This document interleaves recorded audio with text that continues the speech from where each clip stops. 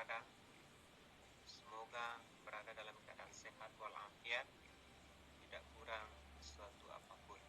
Semoga Allah selalu merahmati Ananda semuanya. Pada kesempatan yang berbahagia ini kita kembali berjumpa dalam pembelajaran pendidikan agama Islam dan budi pekerti untuk kelas 9. Pembelajaran kita hari ini meyakini hari akhir, mengakhiri kebiasaan buruk. Sebelum kita lanjutkan pelajarannya, mari kita lihat dulu kompetensi dasar yang akan kita capai. Pertama, ini kompetensi yang akan kita capai. Yang pertama, beriman kepada hari akhir. Kedua, menghargai sikap mawas diri sebagai implementasi beriman kepada hari akhir. Yang ketiga, memahami makna iman kepada hari akhir. Selanjutnya, menyajikan dalil nagli iman kepada hari akhir. Inilah KD kita. Kemudian tujuan yang akan kita capai melalui pembelajaran ini, tujuan yang kita capai melalui pembelajaran pertama ini menjelaskan pengertian iman pada hari akhir, menunjukkan dalil iman pada hari akhir, menyebutkan macam-macam kiamat, menjelaskan contoh kiamat sughra, menjelaskan proses kiamat kubra, menjelaskan kehidupan setelah hari kiamat, berperilaku beriman kepada hari akhir, berperilaku mawas diri, implementasi iman kepada hari akhir. Inilah tujuan yang akan kita capai dalam pembelajaran ini. Kemudian kita mulai. Yang pertama, pengertian iman kepada hari akhir. Iman itu artinya adalah percaya. Hari akhir adalah hari setelah berakhirnya dunia ini, berakhirnya alam semesta ini. Jadi iman kepada hari akhir itu meyakini bahwa seluruh alam semesta ini, termasuk dunia dan seisinya, akan mengalami kehancuran. Artinya akan mengalami akhir. Maka dunia ini disebut dengan fana, tidak selamanya. Kalau Allah itu baqa, dunia dan segala isinya fana, akan berakhir. Apakah selesai sampai di situ, selesai sudah kehidupan ini? Tidak. Ada lagi proses berikutnya yang disebut dengan alam akhirat. Keyakinan terhadap kehancuran alam semesta dan keyakinan terhadap akan adanya akhirat, maka ini termasuk bagian dari pengertian beriman kepada hari akhir. Karena rentang perjalanan setelah kehidupan dunia ini di akhirat pun sangat panjang. Inilah diantaranya Ananda pengertian iman kepada hari akhir. Sekali lagi, iman kepada hari akhir itu adalah meyakini bahwa seluruh alam semesta ini, termasuk dunia dan seisinya, akan mengalami akhir, akan mengalami kehancuran, dan akan ada lagi kehidupan setelah kehancuran tersebut yang disebut dengan yaumil akhir itu.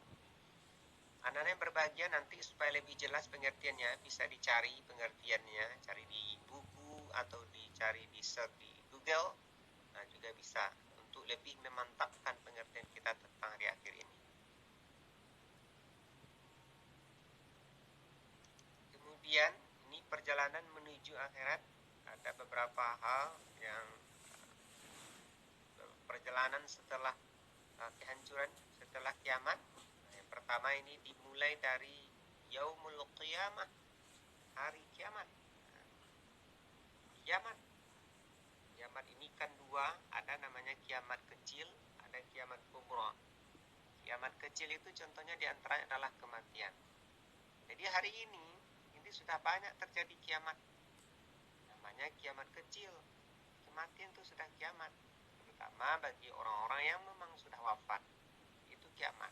Inilah salah satu bukti nyata bahwa akhirat itu pasti ada, kiamat itu pasti ada.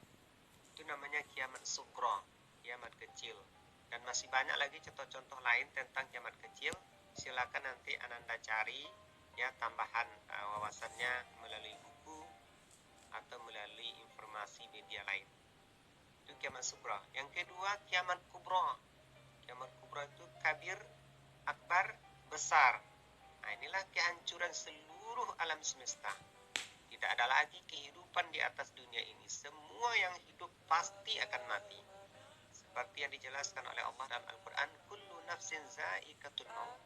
Setiap yang bernyawa pasti akan mati. Ketika kiamat kubra, maka semuanya hancur, termasuk alam semesta ini. Nah, inilah kiamat. Setelah kiamat, maka kemudian, nah ini dia kiamat kecil. Perjalanan selanjutnya adalah yaumul barzah, alam barzah.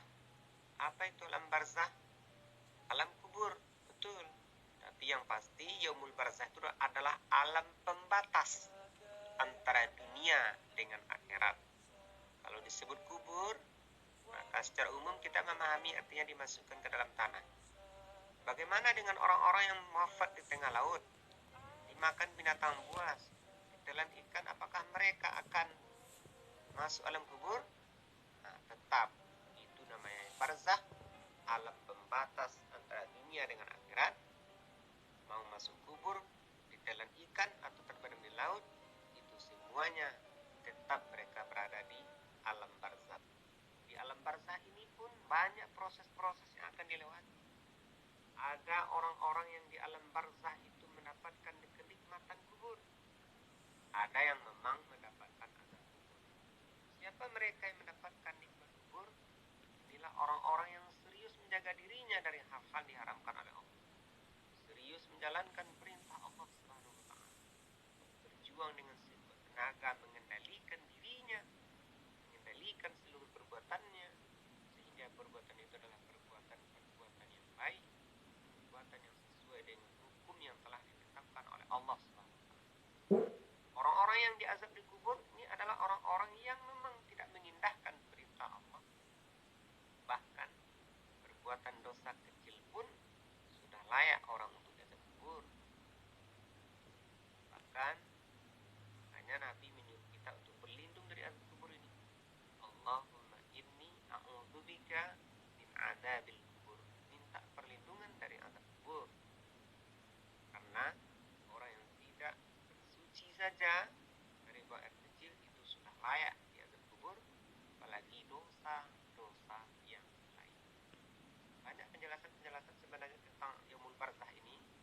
Nanti mungkin kita buatkan nanti video khususnya. Sementara kita bukan ini penjelasannya. Kemudian yaumul ba'ats. Yaumul ba'ats setelah melewati alam barzah, maka semua manusia tiba di yaumul ba'ats. Yaumul ba'ats itu hari berbangkit. Ketika dibangkitkan dari kematiannya, ketika dibangkitkan dari yaumul barzah, seluruh manusia akan dibangkitkan. Kemudian setelah itu melewati yaumul mahsyar, tempat di mana manusia dikumpulkan, tempat yang sangat luas. Bahkan penjelasan hadis disebutkan tempat itu sangatlah dahsyat panasnya. Bahkan ada yang menyebutkan matahari hanya sejengkal di atas kepala, saking panasnya. Mana setiap makhluk, setiap manusia dikumpulkan di tempat yang sangat luas. Manusia harap-harap cemas menunggu nasibnya. Manusia harap-harap cemas apa yang akan terjadi bagi dirinya. Apakah nasibnya baik? Apakah nasibnya buruk?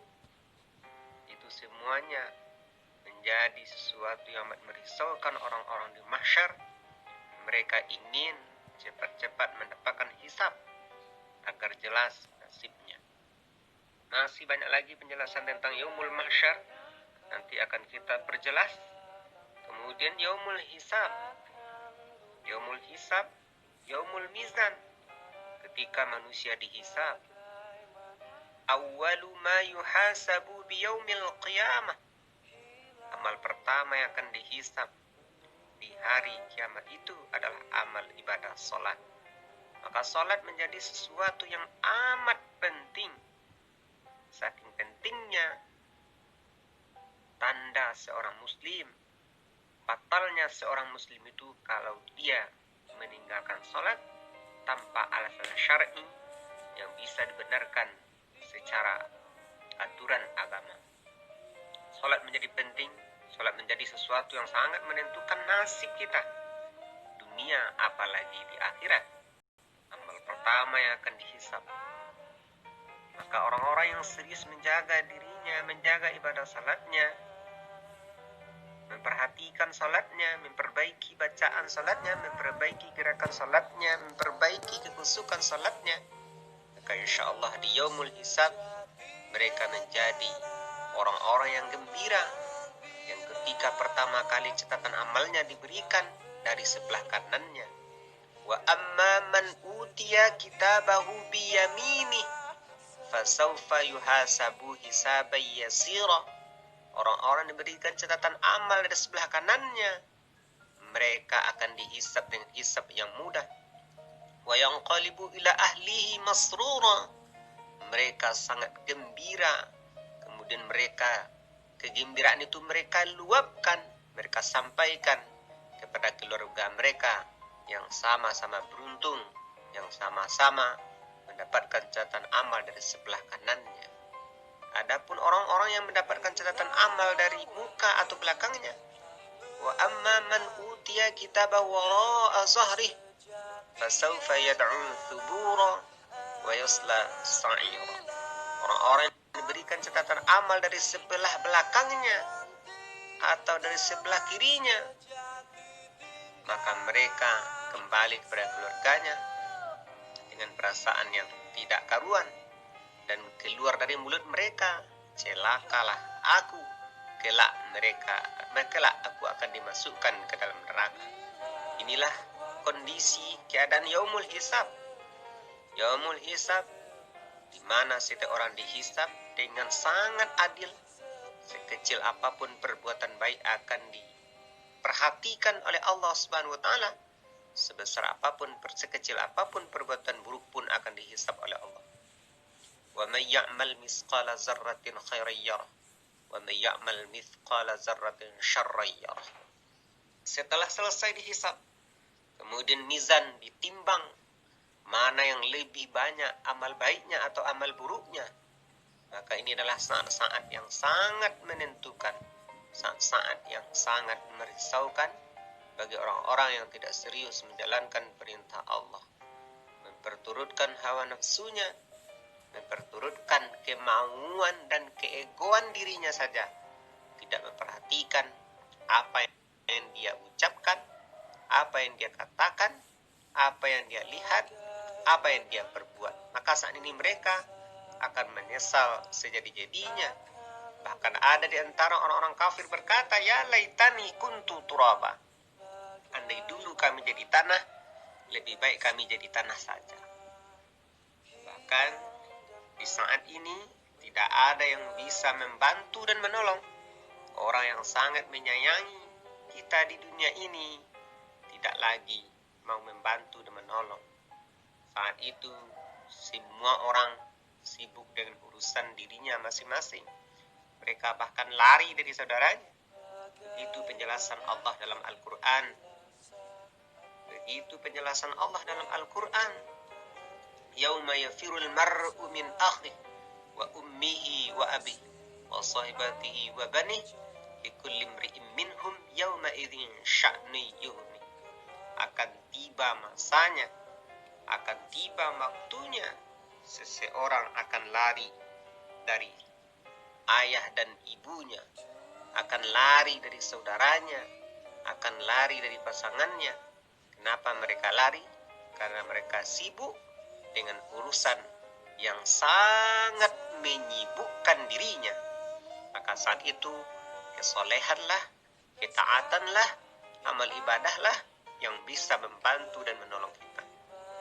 Selesai yaumul hisab, yaumul mizan, maka tiba saatnya waktu yang amat sangat menentukan, waktu yang amat panjang tanpa batas waktu.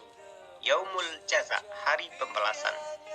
Orang-orang yang mendapatkan catatan amal dari sebelah kanan, orang-orang yang timbangan kebaikannya melebihi timbangan keburukannya, mereka mendapatkan yaumul jaza, dimasukkan oleh Allah Subhanahu wa taala ke dalam surganya Allah. Mereka berjumpa dengan malaikat Ridwan, penjaga surga itu sendiri.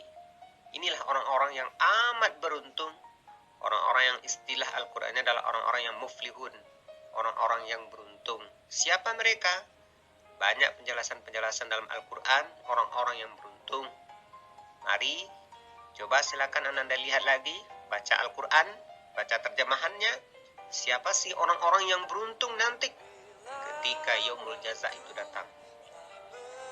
Kemudian tempat kedua yakni tempat yang sangat tidak diinginkan, tempat bagi segala keburukan, puncak dari segala kejahatan dan keburukan, yakni neraka yang dijaga oleh malaikatul zabaniyah, malaikat yang tak mungkin, yang tak ingin kita temui.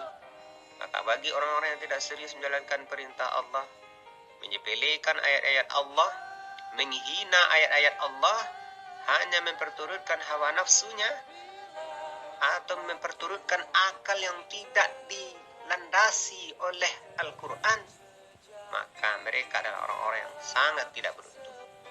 Maka tidak heran Nabi menyuruh kita berlindung dari neraka ini. Allahumma inni a'udzubika min azabi jahannam. Mohonlah perlindungan kepada Allah dari neraka jahannam itu sendiri. Seperti apa betul neraka jahannam itu? Banyak ayat-ayat Al-Quran menceritakan tentang ini. Satu di antaranya, dua saja tempatnya. Pertama surga, yang kedua neraka. Surga ini adalah tempat kenikmatan yang luar biasa, tidak terbayangkan, tidak terfikirkan oleh kita. Dan surga ini juga bertingkat-tingkat, ada 7 tingkat surga, nama-nama surga. Ini bisa nanti Anda cari, lihat sebagai tugas, catat di buku catatannya, nama-nama surga. Kemudian juga neraka, dicari nama-nama neraka. Yang jelas, di dua tempat ini adalah tempat terakhir kita, dan ini khalidina fiha abada, selama-lamanya. Maka orang-orang yang serius beramal, beribadah, kemudian dimasukkan ke dalam surga, maka sungguh dia telah mendapatkan kenikmatan di atas kenikmatan. Kemudian kalau seandainya berdosa, nasibnya tidak baik, melaksanakan perintah Allah, maka nanti tempatnya di neraka. Inilah tempat yang digambarkan sangat dahsyat. Bahkan ada ayat Al-Quran berbicara tentang neraka ini, ya, innalladzina kafaru bi ayatina sawfa nuslihim naran kullama nadijat juluduhum baddalnahum juludan ghairaha liyadzuqul azab. Sesungguhnya orang-orang yang mengingkari ayat-ayat kami, tidak mengindahkan perintah kami, kelak mereka akan kami masukkan ke dalam neraka. Setiap kulit mereka masak matang, baddalnahum, kami ganti dengan kulit yang baru. Untuk apa gunanya? Liyadzuqul azab, untuk kami rasakan azab kepadanya. Oleh karena itu, maka tidak heran Nabi katakan dalam sebuah hadisnya, idza tashahhada ahadukum falyasta'id min arba'. Apabila engkau bertasyahud, maksudnya tasyahud akhir, maka bacalah doa minta perlindungan dari 4 hal. Allahumma inni a'udzubika min azabi jahannam, wa min azabil qabri, wa min fitnatil mahya wal mamat, wa min syarri fitnatil masihid dajjal. Nah, inilah nanda penjelasan tentang perjalanan menuju akhirat. Penjelasan yang Ustaz jelaskan ini masih sangat sederhana, masih sangat singkat. Perlu penjelasan-penjelasan selanjutnya.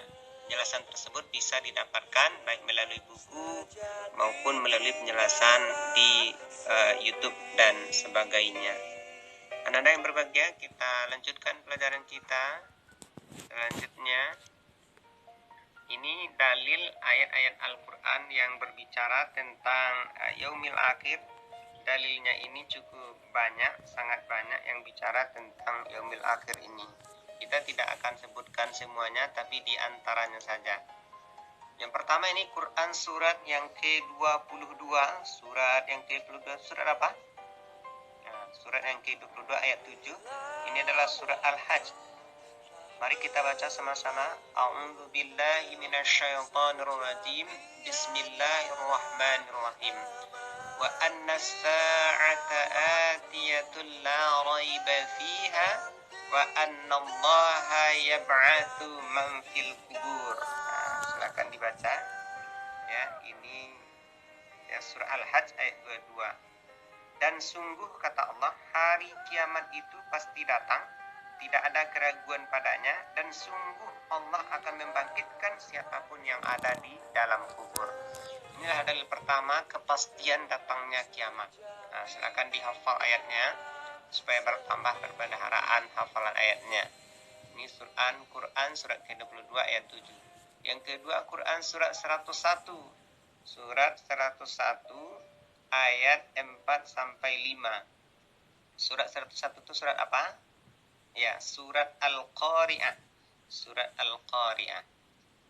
A'udzu billahi minasyaitonir rajim. Yauma yakunun nasu kal farashil mabthuth wa takunul jibalu kal ihnil manfush. Ini gambaran seperti apa kiamat itu. Pada hari itu manusia seperti laron yang berterbangan. Seperti laron yang berterbangan, dan gunung-gunung seperti bulu yang dihambur-hamburkan. Ini adalah gambaran kiamat kubra. Dahsyat sekali, merinding bulu kuduk kita membayangkannya. Maka inilah kiamat yang dahsyat itu. Kemudian yang ketiga, Quran surat ke-99. Surat ke-99 itu surat Al-Zalzalah ayat 1 sampai 2. A'udzu billahi minasyaitonir rajim. Idza zulzilatil ardu zilzalaha wa akhrajatil ardu athqalaha. Apabila bumi diguncangkan dengan guncangan yang dahsyat dan bumi telah mengeluarkan beban-beban berat yang dikandungnya. Ini juga penjelasan tentang gambaran hari kiamat. Kemudian berikutnya Quran surat ke-39. Surat ke-39 itu surat apa? Ya, surat Az-Zumar ayat 68. A'udzu billahi minasyaitonir rajim. Wa nufikha fis suri fa sa'iqa man fis samawati wa man fil ardi illa man syaa Allah. Thumma nufikha fihi ukhra fa idza hum qiyamun yanzurun. Silakan dibaca-baca, dihafal ayatnya. Dan sangkakala pun ditiup, maka matilah semua makhluk yang di langit dan di bumi, kecuali mereka yang dikehendaki Allah. Kemudian ditiup sekali lagi sangkakala itu, maka seketika itu mereka bangun dari kuburnya, menunggu keputusan Allah Subhanahu wa Ta'ala. Ini menjelaskan tentang tiupan sangkakala yang ditiup oleh malaikat Israfil. Ditiup pertama, tiupan untuk mematikan seluruh makhluk. Yang kedua untuk kembali di yaumul ba'ats, membangkitkan seluruh manusia. Inilah penjelasan. Ini ada dalil yang berbicara tentang yaumul akhir, tentang kiamat di antaranya. Masih banyak lagi ayat-ayat lain, silakan dibaca dalam Al-Qur'an, baca penjelasannya, sehingga kita makin yakin kita dengan yaumul akhir. Ketika kita yakin, maka efeknya adalah makin hati-hati kita dalam hidup dan semakin kuat tekad kita untuk menghindari perbuatan buruk. Ini Quran surat 22 ayat 7, Quran surat 101 4 sampai 5, Quran surat 99 ayat 1 sampai 2, Quran surat 39 ayat 68. Silakan Anda baca, Anda hafal ayat-ayat ini. Anda yang berbahagia, selanjutnya